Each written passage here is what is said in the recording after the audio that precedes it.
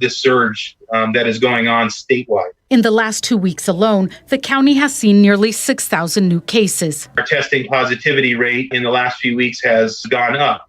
The statewide benchmark is to not be over 8%, and we're up in the 13% area right now. Surge in hospitalizations and ICU capacity are two of the reasons the county is on the state's watch list. Barton says the theory that people from outside our county and country accounting for the spike is not true. There's all kinds of urban myths about this. Black helicopters flying people in the dead of night, and I mean that has not been the case. As of yesterday, we had a total of 6 in our 17 acute care hospitals. In April, the county took a strong stance ordering face coverings to be worn when leaving the home. In those 2 weeks, the county only added 48 new cases. A month later, after pushback, the mask order was rescinded. 2 weeks later, there were over 1,700 new cases. Then came the accelerated reopening. 2 weeks after that, there were 2,300 new cases. And 2 weeks after the protests, there were more than 3,200. Barton says there's not one reason or event for the surge. All are contributing, but mainly people are going about their business like there's no pandemic. It remains to this day a stay-at-home order. Everybody is only supposed to go out for certain reasons, right? And when they do, they need to go out safely and they need to go out responsibly. That's really what we need to get people to focus on. So while people think we're out of the woods, the reality is we're in the woods and there's a wildfire. If they want to go back to their normal lives, they need to do so within the context of following guidelines that include the hand washing, the facial coverings, the social distancing. Kitty Alvarado, NBC Palm Springs. Let's take a look at our local COVID-19 numbers. The county has stopped reporting those numbers on weekends, so these are as of Friday. Over 19,000 cases in Riverside County, 5,500 of those here in the Coachella Valley, 479 deaths in the county, 130 of those in the valley. Indio has the most cases in the valley with 1,509. They also have the most deaths with 34. Palm Springs issued a new order last week that makes it mandatory to wear masks outside, even when hiking or doing other activities. City leaders say the new requirement is enforceable by an increasing fine.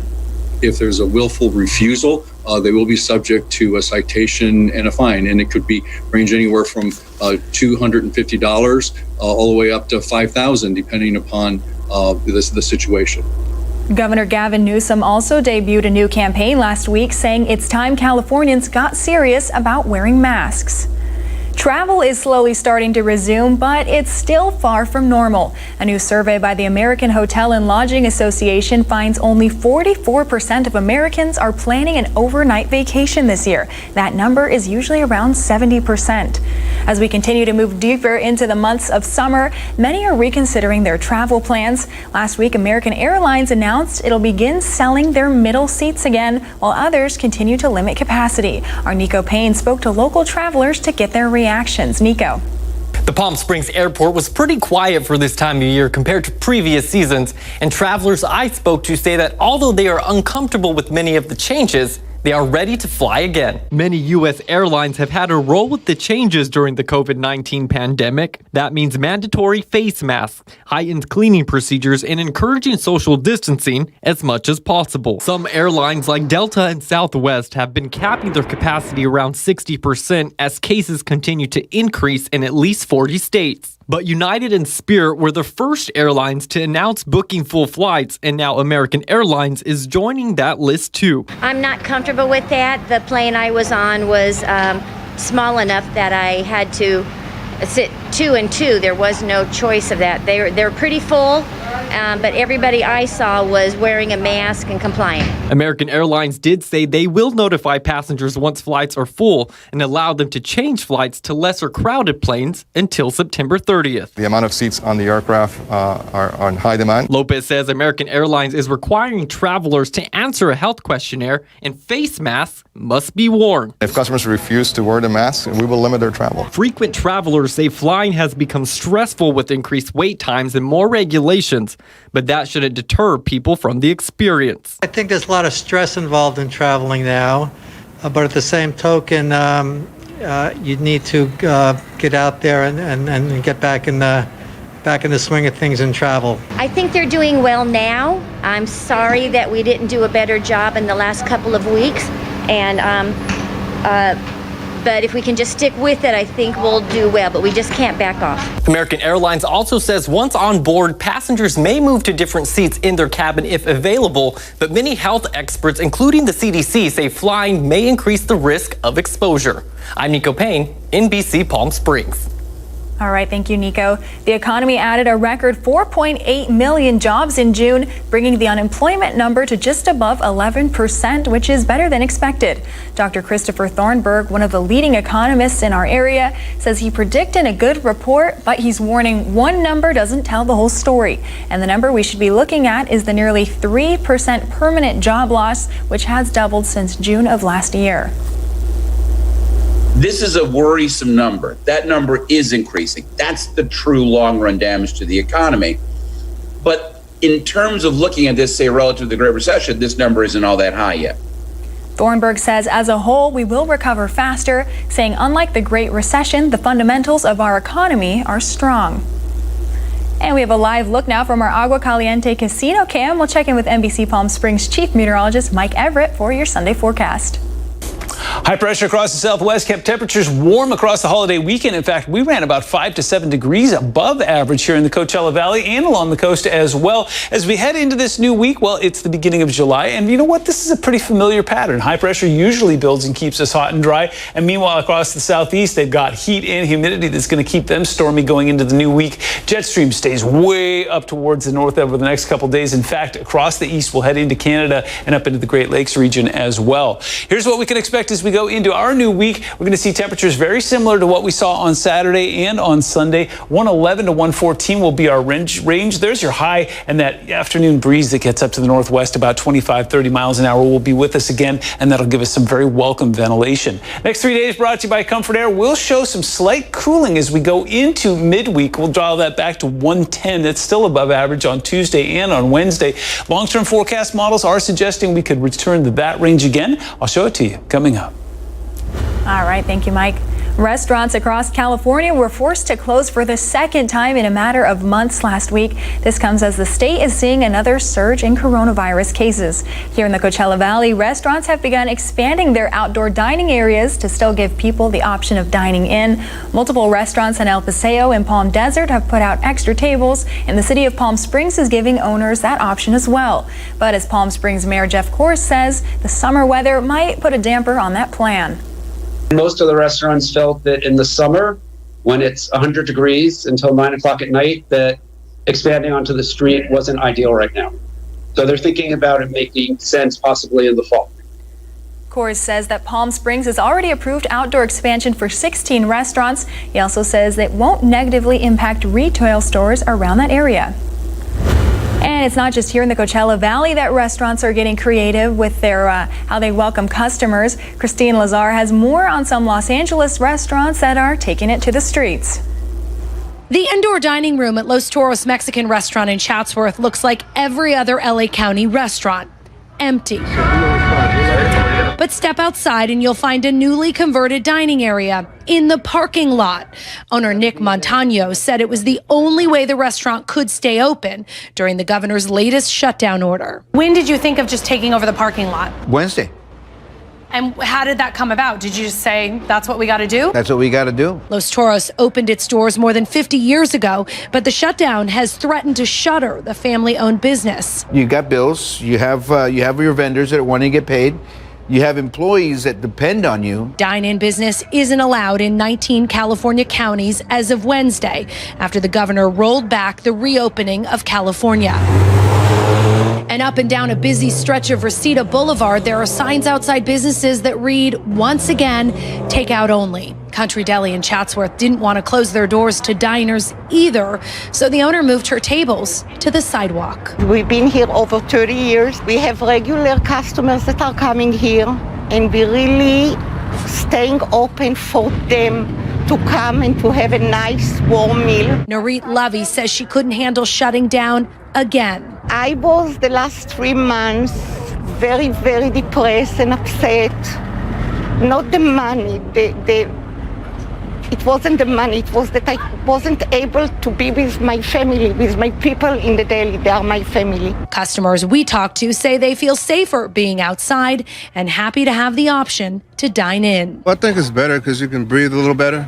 You know, you're not like up against everybody and elbow to elbow. So it's good. Coming up after the break, as states continue to see jumps in cases, officials say there's a disconnect between federal, state, and local guidelines, and they're asking for a uniform set of regulations. Plus, Hamilton has landed on Disney+. Manny the Movie Guy will get you ready to stream the hit Broadway musical coming up.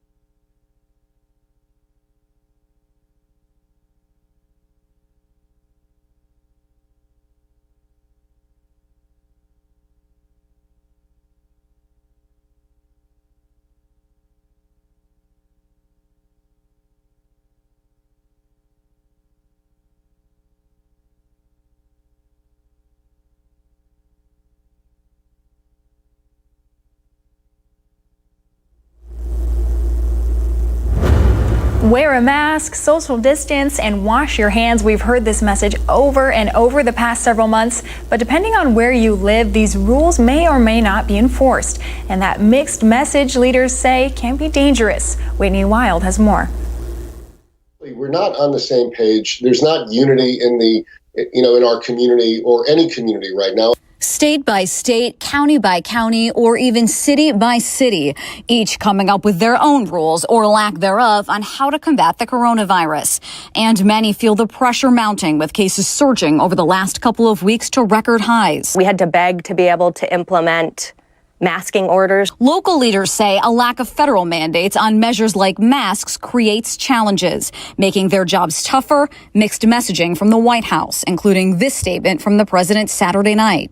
Now we have tested almost 40 million people.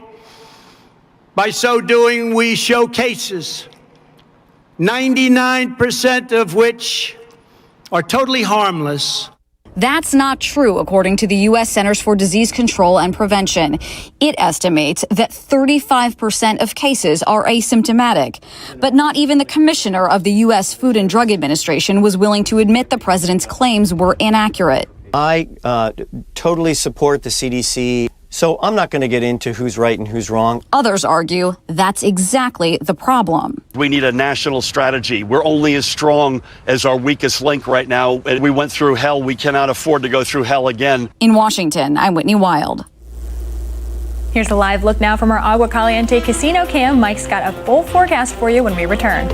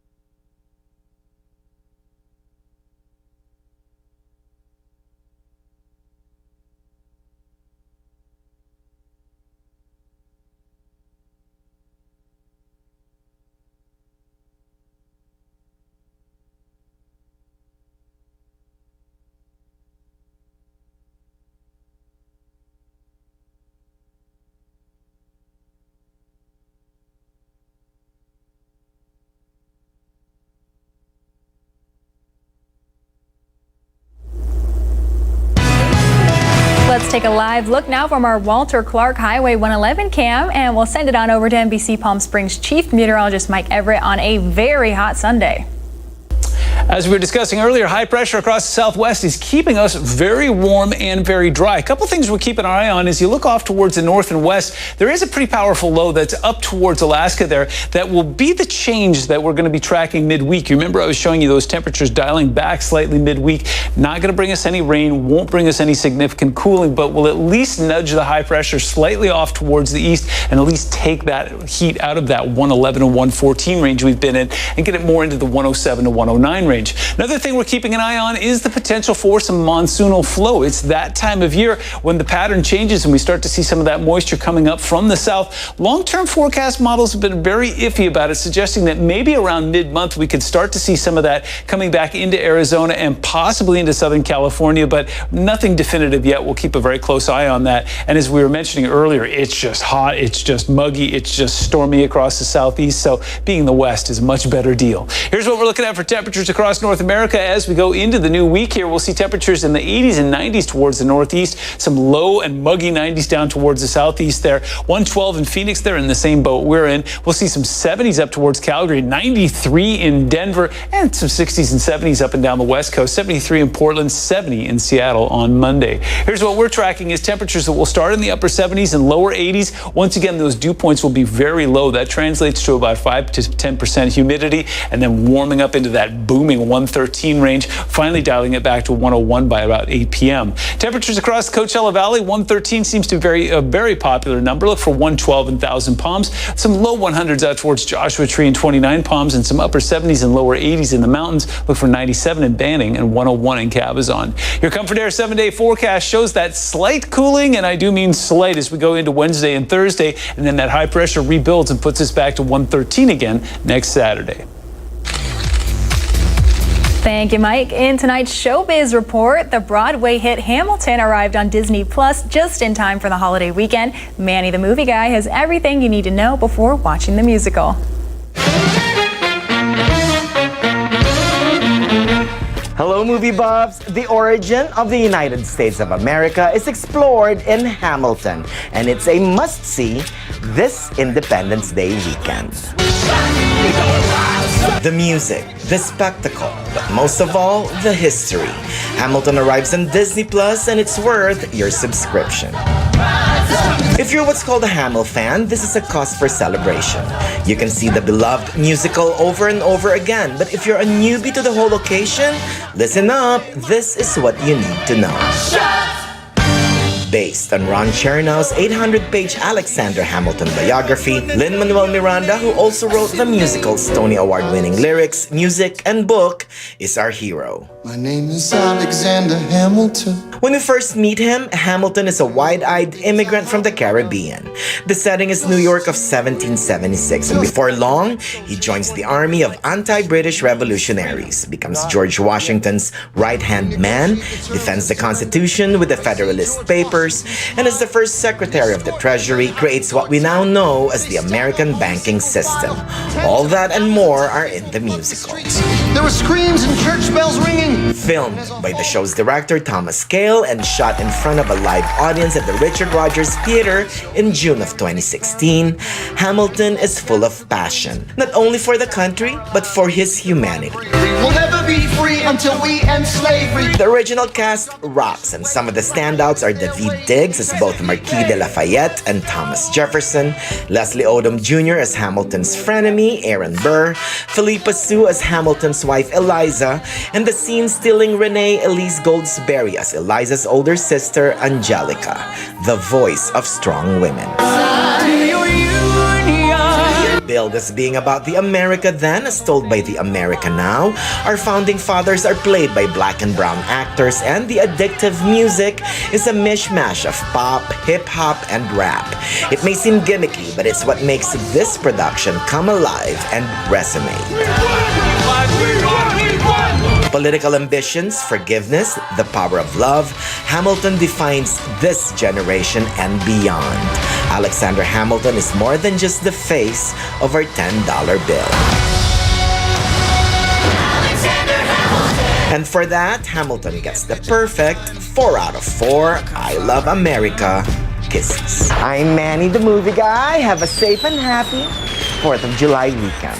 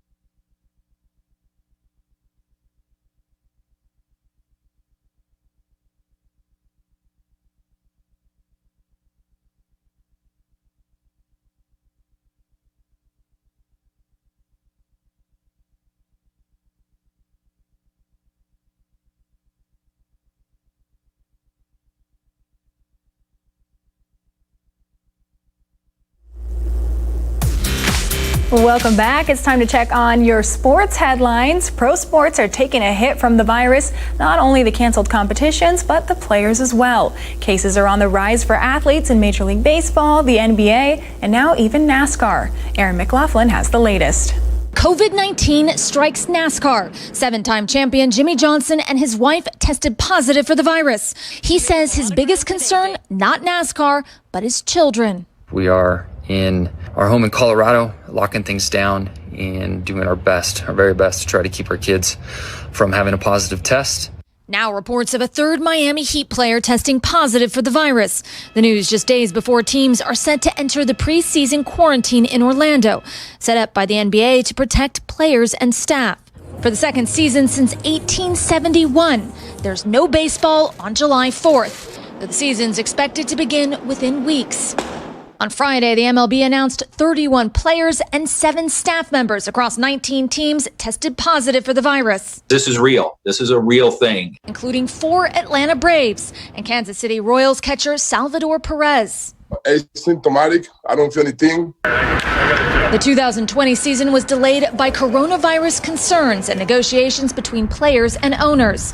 The sides agreed to cut the season short to 60 games, more than 100 less than a normal season. Still, the Angels star center fielder Mike Trout says he's not sure he'll play. Obviously, sports is really big for the country right now. But we're risking, our families and, risking our lives to go out here and play for everyone. Also, if you don't play, how much does that damage your career, particularly if you're a free agent coming up or a young and up and coming player? That was Aaron McLaughlin reporting. That does it for sports. I'll be right back. Stay with us.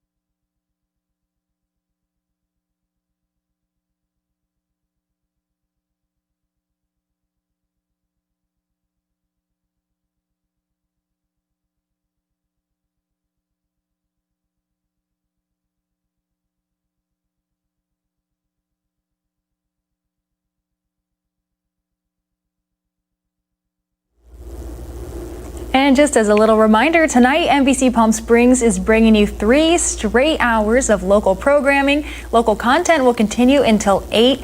After this newscast is the Waring International Piano Competition, then an NBC Cares Silver Lining Special Edition, and finally a very special version of the weekly rundown honoring our 2020 grads. That's 3 hours of local programming all the way until 8 o'clock right here on NBC Palm Springs. And of course, you can always join us once again at 11. Thanks for watching, everybody. Have a fabulous Sunday.